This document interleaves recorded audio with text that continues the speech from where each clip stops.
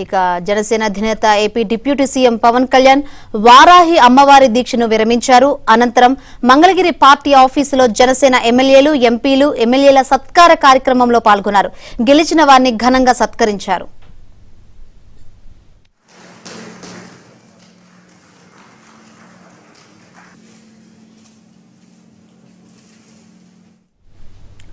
జనసేన పార్టీకి వైసీపీ నేతలు శత్రువులు కాదని, కేవలం ప్రత్యర్థులు మాత్రమేనని చెప్పారు deputy CM Pawan Kalyan.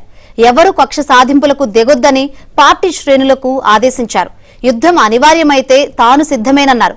YCP చేసిన తప్పులను మనం చేయొద్దని, ప్రజల కోసం పదవులు సైతం పక్కన పెట్టి పనిచేయడానికి సిద్ధమని పవన్ కళ్యాణ్ స్పష్టం చేశారు.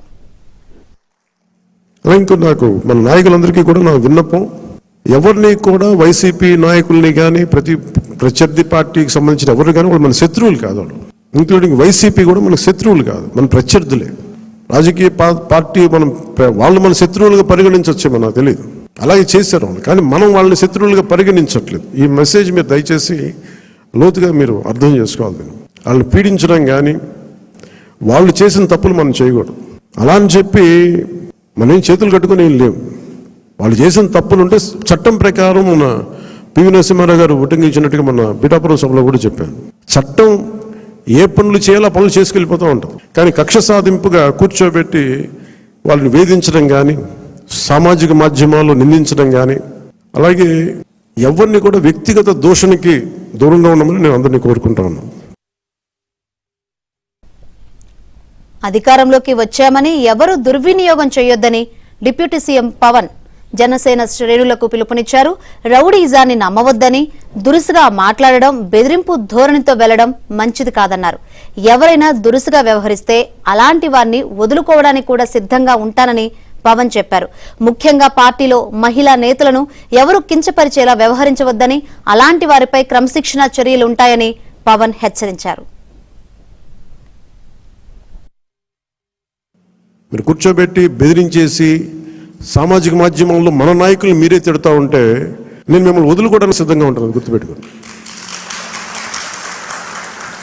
అది మీరు నాకు ఎంత లాయలిస్టులు వ్యక్తిగతంగా అయినప్పటికీ కూడా, మీరు నా కమిటెడ్ లాయలిస్టులు అయినప్పటికీ కూడా, ప్రజాస్వామ్యానికి విఘాతం కలిగించిన, రౌడిజం చేసిన నేను వదులుకోవడానికి సిద్ధంగా ఉంటాను. దయచేసి దీన్ని మీరు మంచి మనసుతో అర్థం చేసుకోండి. అది నేను మాట్లాడినప్పుడు ఎందుకు చాలా తీవ్రంగా ఉంటుంది, చాలా గట్టిగా మాట్లాడతాను. దయచేసి దీన్ని మీరు లోతుగా తీసుకొని, ముఖ్యంగా మహిళా నాయకురాలను ఎవరన్నా సరే సామాజిక మాధ్యమాల్లో కించపరిచిన ఒక మాట అన్నా, అజయ్ గారికి కూడా చెప్తా ఉన్నాను ఈ సందర్భంగా, చాలా ఫర్మ్ యాక్షన్ తీసుకోండి సార్. నేను ఈరోజు అందరి ముందు చెప్తున్నాను, you have all the right. చాలా ఫర్మ్గా చెప్పండి. మనందరినీ మనం సంస్కరించాలి అనుకున్నప్పుడు మనమే సంస్కారహీనంగా మాట్లాడితే ఎట్లా? అలాంటి వ్యక్తులని మీరు చాలా బలంగా మీ నిర్ణయం తీసుకోండి. మీ నిర్ణయానికి నేను ఉంటాను. అవకాశం ఇవ్వండి మారటానికి. తప్పదు అనుకున్నప్పుడు మీరు పార్టీలో నుంచి కూడా మీరు వెళ్ళిపోవాల్సి వస్తే వెళ్ళిపోనివ్వండి, ఇబ్బంది పడద్దు.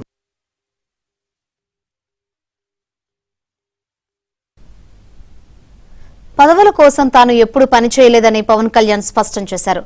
డొక్కా సీతమ్మ, పొట్టి శ్రీరాముల సేవలు ఎన్నటికీ గుర్తుపెట్టుకోవాలని, వారి ప్రేరణతోనే రాజకీయాల్లోకి వచ్చానన్నారు. తాను డిప్యూటీ సీఎం అవుతానని ఎన్నడూ అనుకోలేదన్నారు. ప్రభుత్వంలో భాగస్వామ్యం కావడం మనందరి బాధ్యత అన్నారు. ఏమైనా ఆశించావా నువ్వు? పదవులు, ఉప ముఖ్యమంత్రి అవుతామని నేను ఆశించావా? నిజంగా చెప్పాలన్నా నిజంగా ఏమి ఆశించలే. మీరు చూసారు అసెంబ్లీలో కూడా మొట్టమొదటి నేను మాట్లాడినప్పుడు, ఎవరైతే మన దురదృష్టం ఏంటంటే మనందరం కూడా చరిత్రను ఎప్పుడు మర్చిపోతూ ఉంటాం. నిన్నగాక మొన్న వచ్చిన నాయకులు గుర్తుండిపోతారు, కానీ ఈ నేల కోసం ఎవరు త్యాగం చేశారో వాళ్ళు మర్చిపోతూ ఉంటాం. మన అమరజీవి పొట్టి శ్రీరాములు గారి పేరు ఎందుకు చెప్పానంటే, పేరును ఒక డొక్కా సీతమ్మ గారి పేరు ఎందుకు చెప్పానంటే, వారి చేసిన సేవలు మర్చిపోతే మనం కృతజ్ఞహీనులు అయిపోతాం.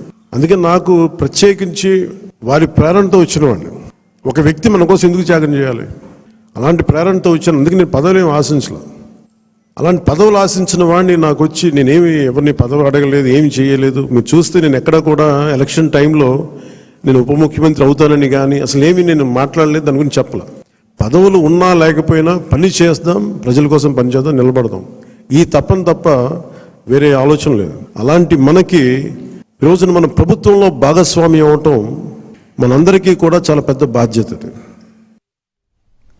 జనసేన నేతలకు ఆ పార్టీ సీనియర్ నేత రాష్ట్ర మంత్రి నాదెండ్ల మనోహర్ దిశానిర్దేశం చేశారు. మనమంతా ప్రభుత్వంలో ఉన్నామని, మిత్రపక్షాలతో సమన్వయంతో కలిసి వెళ్లాలన్నారు.